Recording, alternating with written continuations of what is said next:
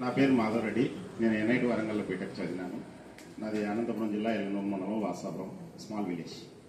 నేను గత 10 సంవత్సరాలుగా దాదాపు 200 సెషన్లు ఇచ్చాను, ఇంక్లూడింగ్ తెలంగాణ పోలీస్.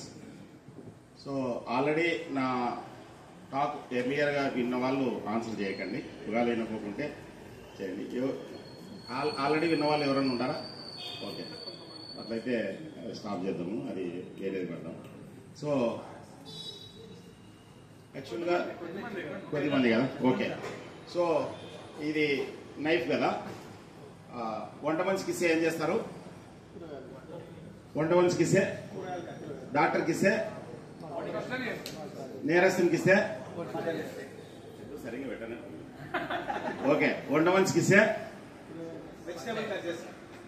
డాక్టర్కి ఇస్తే, ఇంటరాక్టివ్ సెషన్ ప్లీజ్. నేరస్తునికి ఇస్తే, ఓకే. ఈ సమాధానం చెప్పిన వాళ్ళందరూ సైబర్ నేరాలకు గురి అవుతారు. ఈ రోజు కాకుండా రేపు గురి అవుతారు. ఎందుకంటే మొబైల్ను లేకపోతే మన బైక్ ఉందనుకోండి, నేరస్తునికి ఇచ్చినా ఒకటే రకంగా వాడతాడు, వంట మనిషికి ఇచ్చినా ఒకటే రకంగా వాడతాడు, డాక్టర్కి ఇచ్చినా ఒకటే రకంగా వాడతాడు, అంతే కదా. మైక్ ఉంది, ఎవరికైనా అట్లనే వాడతారు కదా. అట్లనే కత్తిని కత్తిలక్క వాడతారని చెప్పాలి. కత్తికి వృత్తికి సంబంధం లేదు. నేరస్తుడు కూడా కూరగాయలు కోసుకుంటాడు, డాక్టర్ కూడా మర్డర్ చేస్తాడు.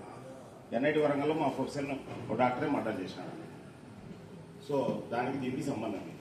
ఎందుకు చెప్తున్నా అంటే సైబర్ నేరస్తులు ఇట్లనే మంచిగా మాట్లాడి లేపేస్తారు. కొన్ని ఫిగర్స్ చెప్తాను.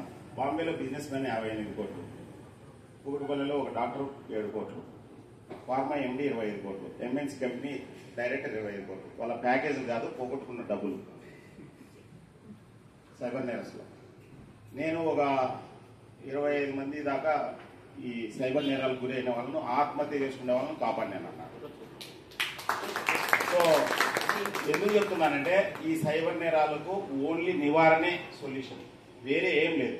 నివారణ అవగాహన ద్వారానే అవుతుంది. ఇప్పుడు మన పిల్లలకు కత్తి గురించి, కరెంటు గురించి, పాము గురించి, పుట్ట గురించి జాగ్రత్తలు చెప్పినాం.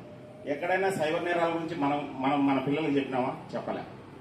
అట్లనే మనకు మన తల్లిదండ్రులు అంటే అప్పుడు లేదు కాబట్టి ప్రాబ్లం లేదు. ఇప్పుడు మనం సైబర్ నేరాల గురించి మన పిల్లలకు చెప్పాలి.